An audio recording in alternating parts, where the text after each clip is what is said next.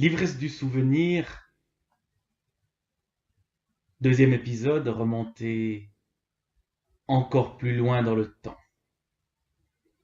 Roald Dahl, le bon gros géant. Retrouver l'enfance. J'étais en sixième année primaire, peut-être en cinquième, dans la classe de Jean-Luc Maradon. De quoi est-ce que je me souviens?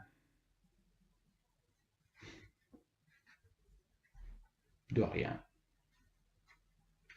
Du BGG, oui, le BGG, bon gros géant BGG.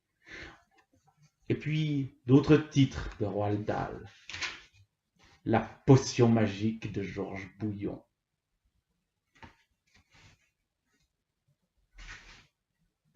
Et des histoires de sorcières.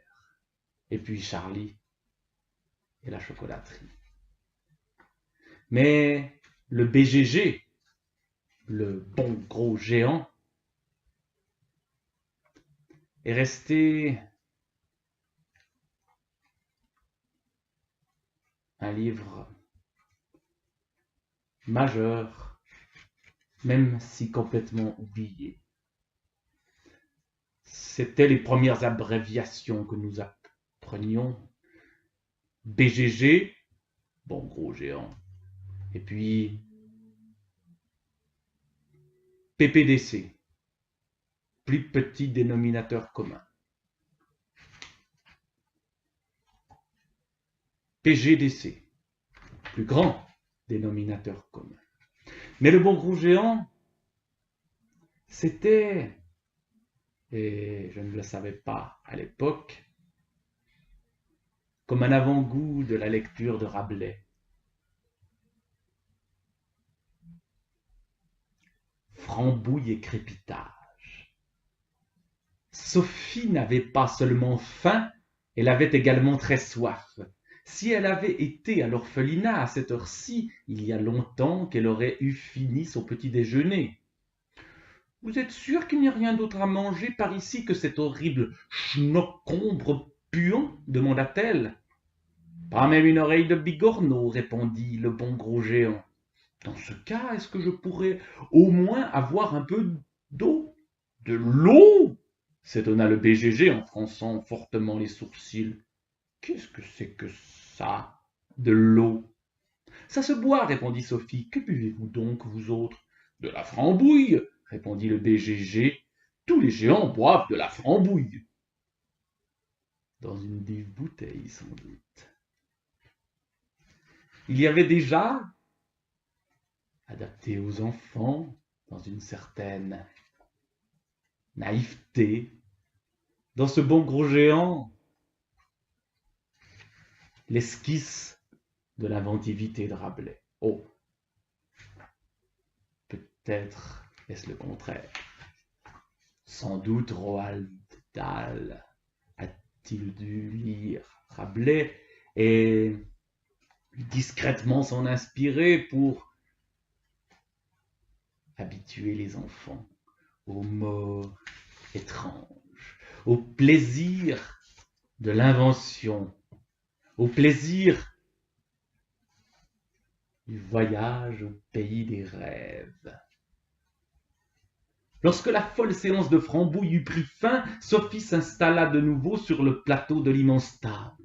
« Tu te sens mieux à présent ?» demanda le bon gros géant. « Beaucoup mieux, merci, répondit Sophie. Chaque fois que je me sens un peu mélancoleux, tiens, mélancoleux, on dirait un mot ancien, un de ces mots du XVIe siècle qu'on trouve dans Rabelais, qui ont changé un tout petit peu, dont on comprend quand même le sens. Je me sens un peu mélancoleux, dit le BGG. J'avale quelques goulets de frambouille et je redeviens tout folichon.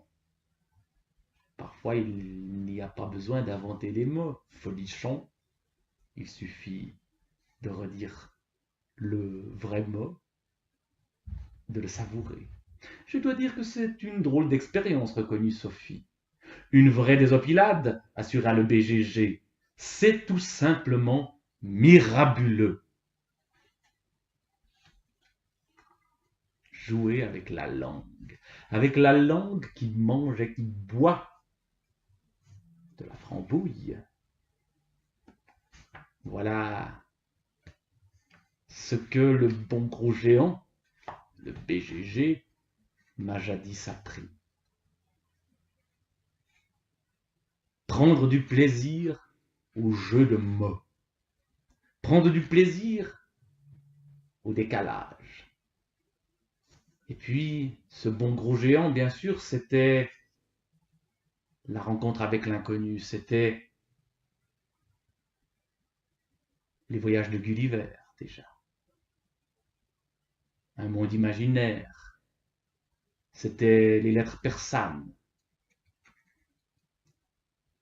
C'était regarder le monde avec les yeux d'un autre qui n'y comprend rien, d'un naïf. C'était Candide déjà, le bon gros géant. Le plan. Le chef d'état-major de l'armée de terre et son collègue de l'aviation se tenaient au garde-à-vous devant la table à laquelle la reine avait pris son petit déjeuner. Sophie était toujours assise sur sa chaise et le BGG sur son extravagant perchoir. La reine ne mit pas plus de 5 minutes à expliquer la situation à ses chefs militaires. Je savais qu'il se passait quelque chose comme cela, assura le chef de l'armée de terre. Il y a maintenant une bonne dizaine d'années que nous recevons des rapports en provenance de presque tous les pays du monde qui font état de mystérieuses disparitions en pleine nuit. Nous en avons encore reçu un il y a à peine quelques jours qui venait de Panama. À cause du goût de chapeau, s'exclama le BGG. Et un autre de Wellington, en Nouvelle-Zélande, continua le chef de l'armée de terre. À cause du goût de général anglais, intervint le nouveau BGG. Non, intervint de nouveau le BGG. Il n'y a qu'un seul BGG, qu'un seul bon gros géant. Intéressant, cette manie qu'ont les livres pour enfants, de faire de la pédagogie sans en avoir l'air, d'instiller des apprentissages. Panama, un pays, un chapeau. Wellington, une ville, un général. Mine de rien, l'enfant apprend des choses qu'il oublie instantanément, parce qu'il ne les a pas vraiment apprises, et que ce qui compte pour lui, c'est le côté aventureux. Quelle sera cette guerre? Cette guerre des bons gros géants contre qui? Évidemment, là encore, aucun souvenir. Cette reine, qui est-ce? Est-ce la reine d'Alice au pays des merveilles? Est-ce la mère Ubu? C'est un peu tout ça à la fois. Ou rien de tout cela. Les hélicoptères débarquent. J'entends la chevauchée des Valkyries dans... C'était dans quel film? Dans un de ces films sur la guerre du Vietnam.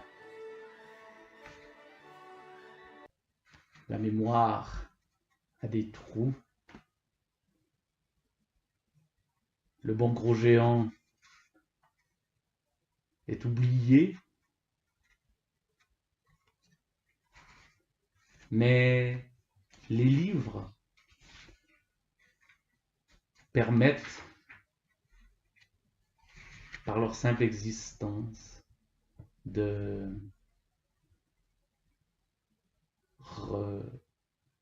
recréer un peu du passé.